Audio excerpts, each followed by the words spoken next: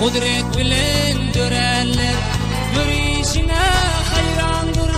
Ömrümün bakıt şehri sen olmasan vayrandır. Bekbal kime acı, kime sücü devrandır. Sen olmasan neyleyin bu dünyanı arzuli. Görsem deyip arzu ettim kul cemal müstakil.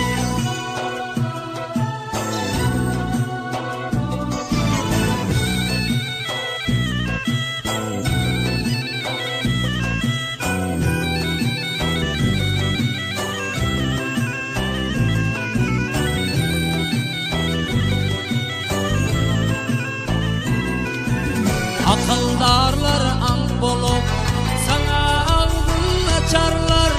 Özünü en güzeller seni görüp kaçarlar.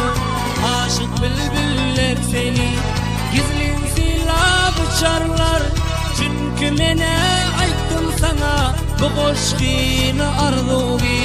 Dinlesen sen ayttım sana bu koşkini ustaksız.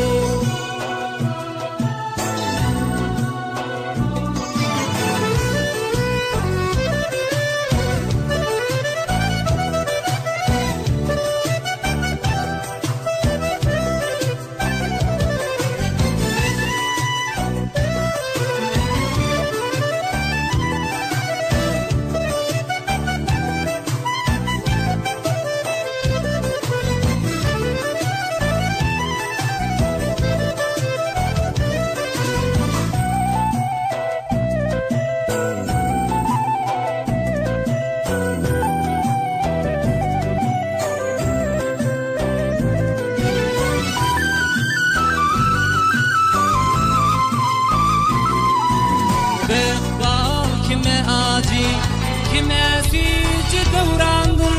Sen olmasan neyleyin bu dünyanı arzuli. Akıldarlar an bolup sana ağzını açarlar.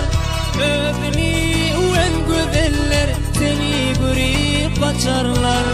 Aşık bülbüller seni gizlin silah uçarlar.